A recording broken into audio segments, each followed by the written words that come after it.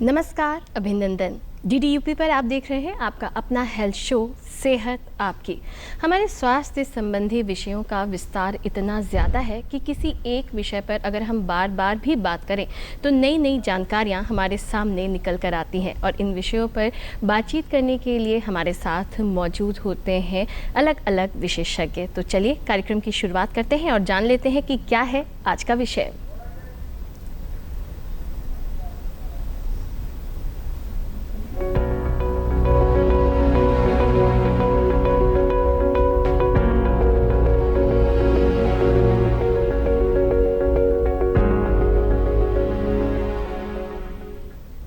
जी, कई बार जब मौसम बदल रहा होता है तो उस समय स्वास्थ्य संबंधी कुछ कॉमन सी परेशानियां होती हैं जिनको हम सभी फेस करते हैं या हमारे जानने वाले फेस कर रहे होते हैं। जैसे इन दिनों ठंड आ रही है तो ऐसे में जोड़ों में और घुटनों में जो दर्द है कई बार ये बढ़ जाता है, इसकी तकलीफ़ होने लगती है।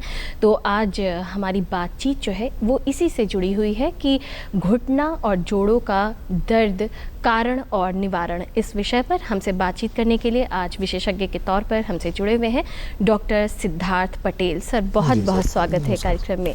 डॉक्टर सिद्धार्थ पटेल हड्डी रोग विशेषज्ञ हैं। चलिए, एक और महत्वपूर्ण जानकारी आप तक कि आज का ये कार्यक्रम सजीव फ़ोन इन कार्यक्रम है। आप अपनी समस्याओं को हमारे विशेषज्ञ से पूछ सकते हैं, अपनी जो दुविधाएँ हैं उनका निवारण पा सकते हैं। तो हमारे फ़ोन नंबर जो हैं वो जल्दी से नोट कर लीजिए। आपके टेलीविज़न स्क्रीन पर हमारे सारे फ़ोन नंबर जो हैं उपस्थित हैं। ये है 0522 लखनऊ का कोड है, STD कोड, और आगे नंबर हम आपको बता दें 2288-698। हमारा दूसरा नंबर है 4015-988। हमारा तीसरा नंबर 4529-951। एक और नंबर 4529-952 और एक और नंबर आप तक पहुंचा रहे हैं 4529-953।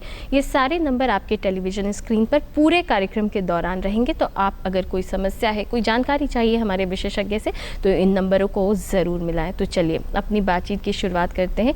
डॉक्टर सिद्धार्थ, हम पहले आपसे जानना चाहेंगे कि ख़ास तौर से हम देखते हैं कि जब इंसान जो है वो थोड़ा बुज़ुर्ग हो रहा होता है तब उन्हें जोड़ों की समस्या की जो है परेशानियाँ होती हैं। तो लेकिन आजकल हम देखते हैं कि ये यंग एज में भी इन परेशानियों का सामना लोग कर रहे हैं। तो ऐसी क्या चीज़ें हो गई कि आज हम देखते हैं कि कम उम्र में भी जोड़ों का दर्द या घुटनों का दर्द एक समस्या बना हुआ है? एक्चुअली जैसे जैसे उम्र बढ़ती जाती है वैसे वैसे जैसे एज बढ़ती है तो घुटना हो गया है, कोई भी जॉइंट होता है, जोड़ों के अंदर फ्लूइड होता है, साइनोवियल फ्लूइड होता है। वो अगर जो फ्लूइड कम होता जाता है तो फिर दर्द, स्वाभाविक है, दर्द शुरू हो जाता है। अब वो डिपेंड करता है, एज रिलेटेड प्रोसेस होता है। अगर जो उम्र बढ़ती जा रही है तो वो फ्लूइड भी कम होता जाता है। ये तो बुढ़ापे की वजह से होता है। लेकिन आज के मौजूदा समय में लोगों की दिनचर्या और काम करने के तरीके ऐसे होते जा रहे हैं, खाने पीने का तरीका ऐसा होता जा रहा है जिसकी वजह से इन सब चीज़ों पे ज़्यादा फर्क पड़ता जा रहा है और फ्लूइड जो बॉडी का, जॉइंट का जो फ्लूइड होता है वो कम होता जा रहा है। जैसे जैसे बॉडी का फ्लूइड कम होगा तो भगवान ने या नेचर ने जो जॉइंट के ऊपर एक कार्टिलेज बनाई हुई है, कार्टिलेज का काम होता है नी जॉइंट या किसी भी जॉइंट को प्रोटेक्ट करना। और वो जो कार्टिलेज डैमेज होगी तो फिर पेन स्टार्ट हो जाता है। बैठने का तरीका, काम करने का तरीका, यूजुअली बहुत सारे लोग होते हैं ज़मीन पर बैठ के काम करने लगते हैं, उकड़ू बैठते हैं, पालथी मार के बैठते हैं, या फिर अनइवन सरफेस, उबड़ खाबड़ रास्ते पे टहलना स्टार्ट करते हैं, या ज़्यादा पहाड़ों पे चढ़ना, ऊंचाई पे चढ़ना, ये सब चीज़ें अगर जो होती हैं तो घुटनों के ऊपर लोड ज़्यादा आता है। जितना ज़्यादा घुटनों के ऊपर लोड आएगा उतना ज़्यादा कार्टिलेज डैमेज होगी। वो एज से तो संबंधित होता ही है, लेकिन इस बात का ज़्यादा संबंधित होता है कि कार्टिलेज अगर जो डैमेज होगी तो जॉइंट्स में पेन स्टार्ट हो जाएगा। जी, तो हम आपकी बात से जैसा समझ पा रहे हैं कि जीवन शैली हमारी जो है वो बदल गई है, हम उस पर ध्यान नहीं देते, और ख़राब जीवन शैली और जो खान पान है अगर वो सही नहीं है तो इसकी वजह से ये दिक्कतें होती हैं। तो हम ऐसे अपनी लाइफ में आज के टाइम पे लोग कौन सी कॉमन मिस्टेक्स करते हैं, क्या ऐसी गलतियाँ हैं जिसकी वजह से ये दिक्कतें बढ़ रही हैं, या खान पान में क्या शामिल होना चाहिए? सबसे ज़्यादा ज़रूरी चीज़ ये होती है कि काम करने का जो तरीका होता है, प्रॉपर जो नेचुरल तरीके हैं उस तरीके से बैठना चाहिए। बैठने का तरीका स्ट्रेट बैठना चाहिए। ज़मीन पे बैठेंगे तो फिर जब भी खड़े होंगे तो घुटने के ऊपर लोड ज़्यादा आएगा तो वो घुटने पे दर्द करेगा। अनइवन सरफेस से वॉकिंग नहीं करनी चाहिए, समतल जगहों पे चलिए। और जीना सीढ़ियाँ जब भी चढ़ें तो साइड में जो रेलिंग बनी होती है रेलिंग का सहारा लेके चढ़ें। बहुत ही स्पीड में जर्किंग नहीं करनी होती है, ऊपर स्पीड में जो दौड़ भाग के करते हैं, कूदते हैं, उन सब चीज़ों से भी घुटने के ऊपर स्ट्रेस ज़्यादा पड़ता है। जी, ये जीवन शैली की बात है, खान पान पर हम बात करेंगे, लेकिन अभी हमारे साथ एक कॉलर जुड़ गए हैं। सौरभ हैं बिहार से। Hello hello hello. हाँ जी सौरभ जी, अपना सवाल पूछिए। हाँ मैम, ये मुझे डॉक्टर साहब से जानना था कि मेरी बड़ी बहन है, उनकी उम्र करीब 65 के आसपास है जी। तो वो जाड़ों में और काफी सालों से उनको घुटने में दर्द रहता है, काफी परेशान रहती है, तो दवा भी चलता रहता है उनका, लेकिन कोई फायदा अभी तक नहीं हुआ है उनको। तो क्या उनको ऑपरेशन की जरूरत पड़ेगी क्या? सौरभ जी, डॉक्टर साहब। सौरभ जी नमस्कार। ये एक्सरे उन्होंने आपने कराया होगा। एक्सरे में अगर जो जॉइंट स्पेस रिड्यूस्ड हो गया होगा, जोड़ के अंदर की कार्टिलेज डैमेज हो गई होगी, तो दवाइयों से पूरी तरीके से आराम नहीं मिलता है। उनको सबसे ज़्यादा ज़रूरी चीज़ है थोड़ा रेस्ट करने की, और कुछ कसरत बताई जाती है घुटने की करने के लिए। घुटने की कसरत करना होता है, और कभी कभी एक सेकेंड लाइन ऑफ ट्रीटमेंट देते हैं। घुटने के अंदर कार्टिलेज को प्रिजर्व करने के लिए कुछ इंजेक्शन लगाए जाते हैं। वो इंजेक्शन लगा के समय के साथ थोड़ा सा सुधार होता है, लेकिन जैसे जैसे वज़न ज़्यादा हो या फिर समय बीतता जाता है, कार्टिलेज ज़्यादा डैमेज होती है, तो उम्मीद कम रहती है कि मेडिकेशन से आराम मिल जाए। जब ज़्यादा ऑस्टियोआर्थराइटिस ग्रेड 4 या 5 में पहुंच गई होगी, तब सर्जरी के द्वारा ही आराम मिल सकता है बस केवल। जी सौरभ जी, हमें उम्मीद है कि आपके सवाल का जवाब आपको मिल गया होगा। शुक्रिया हमसे जुड़ने के लिए। हम अपनी बातचीत को जारी रखेंगे, लेकिन अभी वक्त हो चला है एक छोटे से ब्रेक का।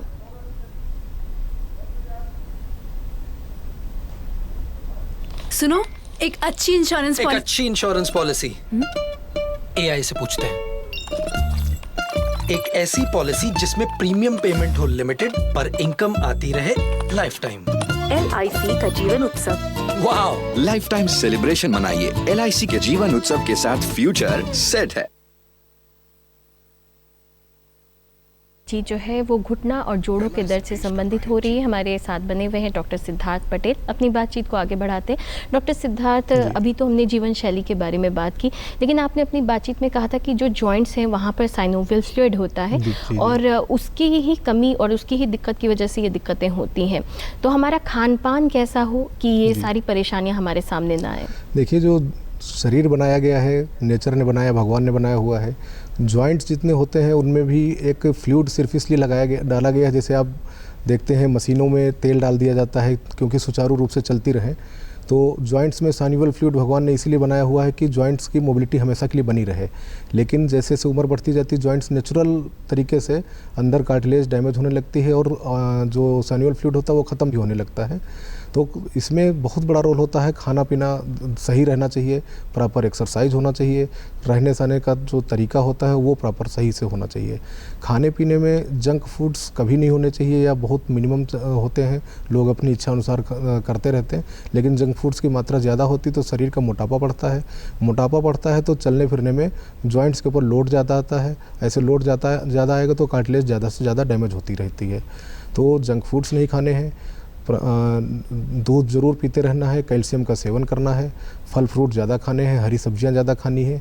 यही सब चीज़ें ज़रूरी होती हैं जो कि हेल्थ को भी मेंटेन करके रखती हैं, और जॉइंट में कार्टिलेज जो होती है उसको प्रिजर्व करके रखना जरूरी है। जी जी, इसी बीच हमसे एक कॉलर जुड़ गए। हमारे साथ नंद स्वरूप जी बने हुए हैं।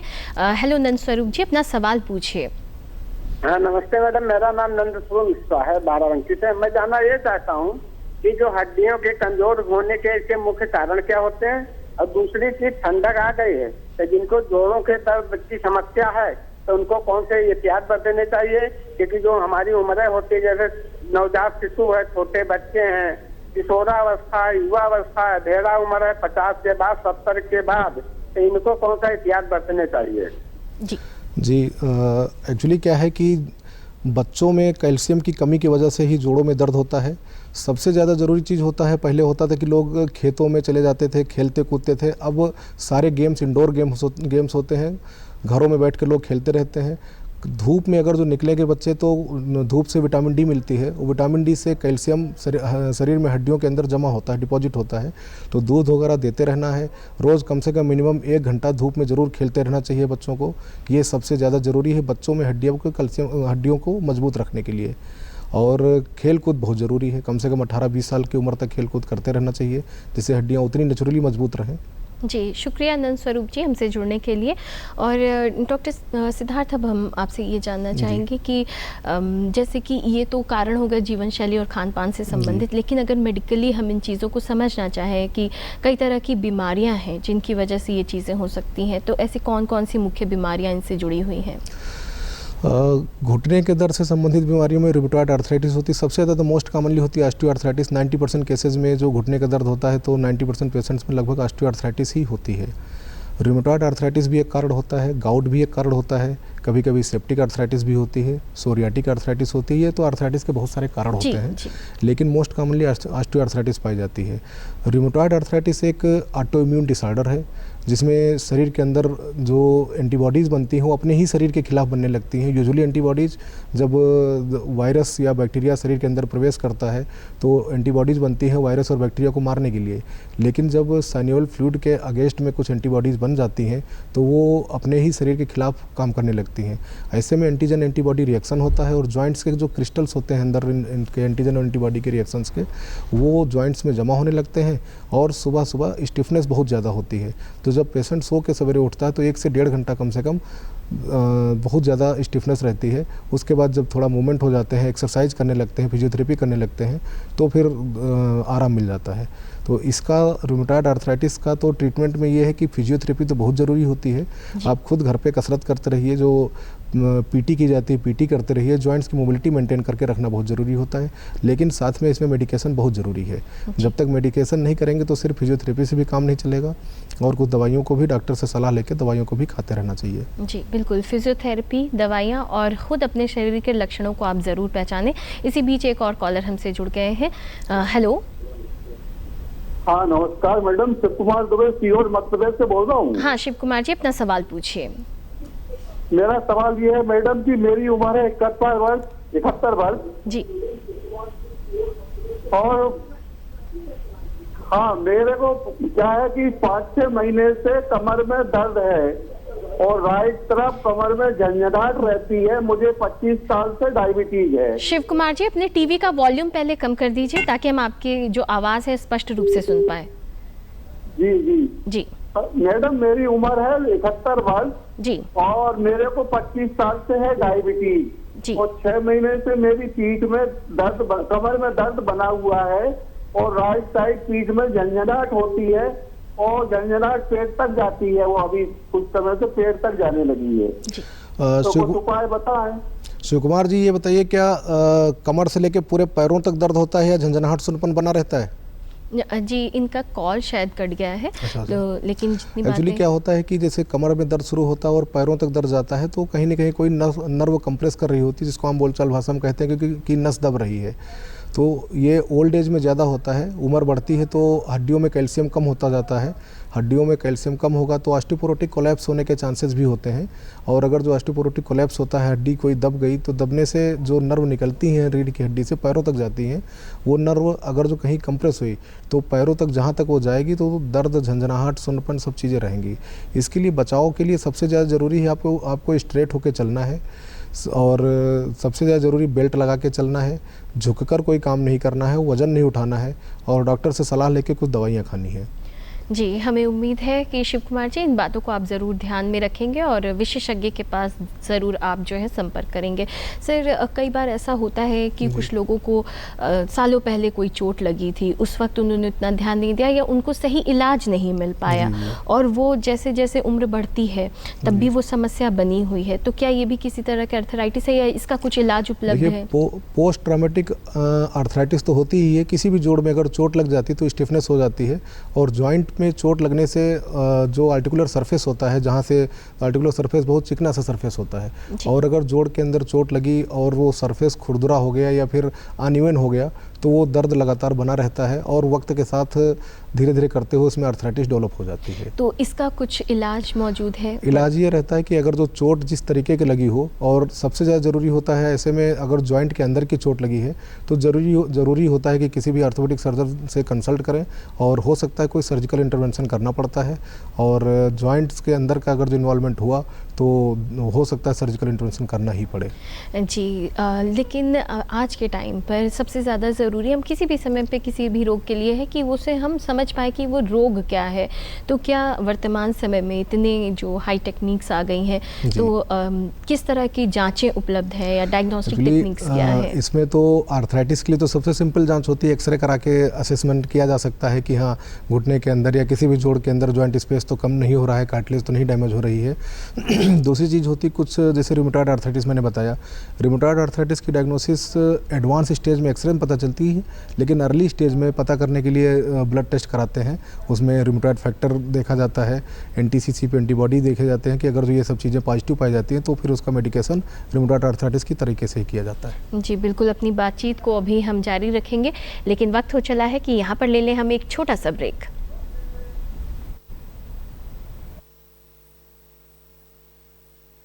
कब तक आप ऐसे फ्यूचर का टेंशन लेकर चलते रहेंगे? LIC के न्यू पेंशन प्लस के साथ अपनी पेंशन का प्लान बनाइए, क्योंकि ये प्लान आपके फ्यूचर के लिए मार्केट लिंक्ड वेल्थ क्रिएट करता है। और तो और इस प्लान में गारंटीड एडिशंस के साथ पेंशन पाने के कई ऑप्शंस भी हैं, so that you grow young and tension free. LIC, हर पल आपके साथ। सेहत आपकी कार्यक्रम में आज सारी बातचीत हो रही है जोड़ों के दर्द और घुटनों के दर्द से जुड़ी हुई। हमारे साथ बने हुए हैं डॉक्टर सिद्धार्थ पटेल, और हमारे साथ एक कॉलर जुड़ गए हैं इसी बीच। हेलो। हाँ जी। हाँ जी, अपना नाम बताइए और सवाल पूछिए। मेरा नाम गोपाल है। जी गोपाल जी। जी जी। तो मेरी मिसेस, उनकी 55 साल उम्र है। जी जी, अपना सवाल पूछिए। जी। हाँ हाँ। तो गोपाल जी क्या दिक्कत है उनके? मतलब घोड़े में भी दर्द रहता है, और घोड़े के नीचे जो लंबी हड्डी है उसमें बहुत दर्द रहता है। मतलब अपन ने दवाई भी ली है, एक्सरे भी उतरवाया, बाकी वो फर्क नहीं पड़ा कुछ। गोपाल जी, हो सकता है घुटने से नीचे जो काफ मसल्स होती हैं उनमें पेन हो सकता है। उसका कारण है कि कभी कभी क्रैम्प्स हो जाते हैं, ज़्यादा चलने फिरने की वजह से या फिर लंबे समय तक एक ही पोजीशन में बैठने की वजह से क्रैम्प्स हो जाते हैं। उसके लिए सबसे ज़रूरी है कि आप नीचे ज़मीन पर ना बैठने दें, कुर्सी पर बैठें या तख्त या किसी भी ऊंची जगह पर बैठें, और उसकी सिकाई करें। गर्म पानी में थोड़ा सा नमक डाल के, किसी भी प्रकार का नमक डाल के सिकाई करेंगे तो क्रैम्प्स जो होते हैं कम हो जाएंगे।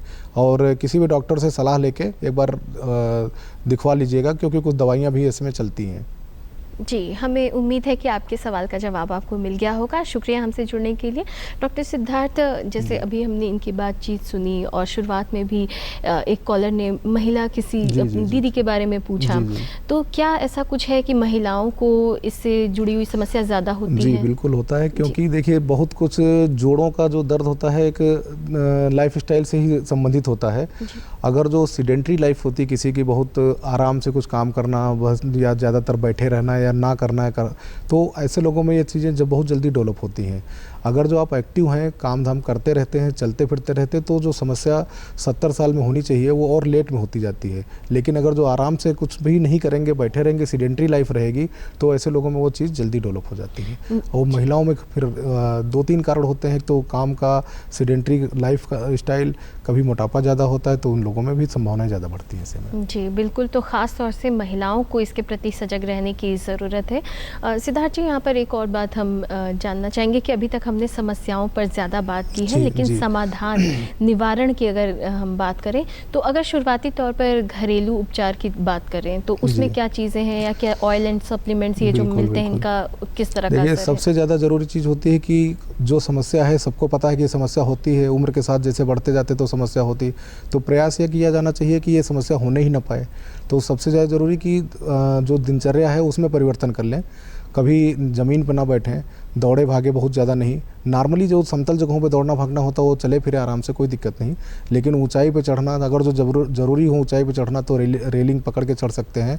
और मोटापा ना बढ़ने दें भी किसी भी तरीके से। अगर जो मोटापा बढ़ता है तो जॉइंट्स पे लोड ज़्यादा आएगा, और लोड ज़्यादा आएगा तो उतनी जल्दी कार्टिलेज डैमेज होगी, उतनी जल्दी फ्लूइड ख़त्म होगा। और खाने पीने में सबसे ज़रूरी चीज़ होती है हरी सब्जियों का शामिल करें, दूध ज़रूर पिएं और रोज़ 1 घंटा चाहे सवेरे मॉर्निंग वॉक करें या रोज़ 1 घंटा सवेरे खेलें। वो उससे धूप से विटामिन डी मिलेगा और विटामिन डी से कैल्शियम जो हम लोग खाते, सब लोग कैल्शियम सबके शरीर में पहुंचता है, लेकिन हड्डियों में डिपॉजिट नहीं होता। अगर जो विटामिन डी की कमी हुई तो विटामिन डी की कमी से ऑस्टियोपोरोसिस भी होने लगती है। तो धूप में खेलने से या धूप में टहलने से एक फ़ायदा ये होता है कि कैल्शियम हड्डियों में डिपॉजिट होने लगता है और हड्डियाँ मजबूत बनती हैं। जी, ये हमारे रोज़मर्रा की ज़िंदगी से जुड़ी हुई चीज़ें हैं, इनका ख्याल ज़रूर रखें। और एक और कॉलर इस बीच हमसे जुड़ गई हैं, भावना जी हैं हमारे साथ। हेलो। हाँ जी, हेलो। हाँ जी, भावना जी अपना सवाल पूछिए। हाँ सर, मेरी उम्र 55 साल है जी। और जब मैं सुबह सो के उठती हूँ या बहुत देर बैठने के बाद जब मैं खड़ी होती हूँ तो मेरी राइट पैर के एंकल जॉइंट के नीचे जो है जलन और दर्द रहता है। तो उठने के बाद बस फिर थोड़ी देर चलने मूवमेंट के बाद वो नॉर्मल हो जाता है। जी भावना जी, देखिए जो आपने लक्षण बताए ये सब प्लांटर फैसाइटिस एक चीज़ होती है। एड़ी की हड्डी के पास में एक झिल्ली होती है, उसमें कभी कभी सूजन आ जाती है।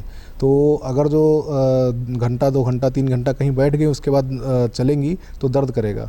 उसके लिए सबसे ज़्यादा ज़रूरी चीज़ है आप नंगे पैर बिल्कुल मत चलिए, मुलायम एड़ी के चप्पलें पहनिए और कोशिश करिए जूते पहनिए। जूते में स्पोर्ट्स शूज़ जो आते हैं उनको पहनिए और जूते में एक रबड़ की एड़ी आती है, सिलिकॉन हील नाम से आती है, सिलिकॉन हील लगा के पहनेंगी तो कोई दिक्कत नहीं आएगी।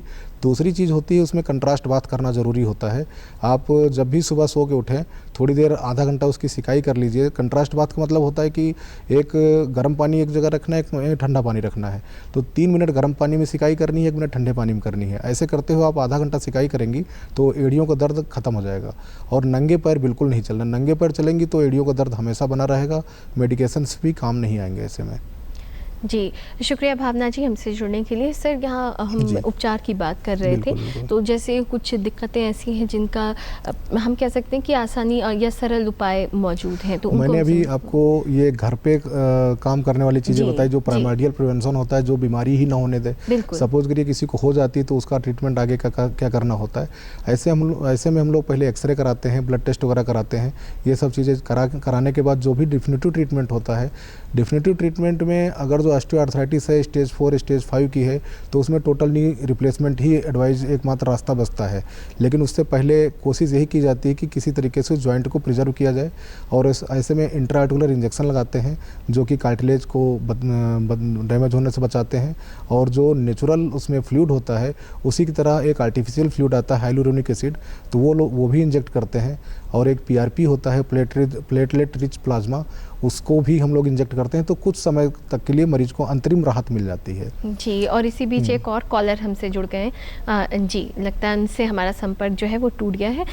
लेकिन सर, जैसे आपने बताया कि नी रिप्लेसमेंट की चीज़ें या सर्जरी की नौबत आ जाती है, और आजकल हमने रोबोटिक सर्जरी की भी चीज़ें सुनी है। आधे तो इंसान घबरा जाता है इनके नाम से, तो हम चाहेंगे कि इसके बारे में सटीक जानकारी उन तक पहुँचे। एक्चुअली रोबोटिक सर्जरी एक आम मतलब पब्लिक के लिए बहुत बड़ा शब्द है। रोबोटिक सर्जरी में कुछ खास नहीं ऐसा होता है। बस पहले जो टोटल नी रिप्लेसमेंट करते थे तो उसमें बोन के कट्स लिए जाते थे। जो जॉइंट के अंदर के कार्टिलेज होती है वो पूरी काट के हटा दी जाती थी। तो मैनुअली अगर जो ऐसे करते हैं तो पूरी कार्टिलेज हटाते हैं और उसमें एक आर्टिफिशियल घुटना लगा दिया जाता है और एक प्रकार की सॉफ्ट टिश्यू बैलेंसिंग करते हैं। लेकिन रोबोट के आने से एकदम प्रिसाइज कट्स लिए जाते हैं, जैसे नेचुरल घुटना होता है बिल्कुल वैसा घुटना बनाने का प्रयास किया जाता है। तो रोबोटिक सर्जरी से जो पहले होता था उससे थोड़ा सा और ज़्यादा एडवांसमेंट हो गया है। बस कोई विशेष मतलब डिफरेंस नहीं हुआ है, बस यही है कि रोबोटिक सर्जरी पहले से बेटर रिस्पांस, बेटर रिजल्ट देने लगी है बस। जी बिल्कुल, ये आधुनिक भारत है और यहाँ पर जो है आधुनिक इलाज और आधुनिक चीज़ें उपलब्ध हैं, तो हमारे लिए कई सुविधाएं जो हैं वो बढ़ गई हैं। और अपनी बातचीत करते करते हम कार्यक्रम के अंतिम पड़ाव पर पहुँच चुके हैं, तो चलिए जान लेते हैं क्या है आज के हेल्थ टिप्स। जी, हेल्थ टिप्स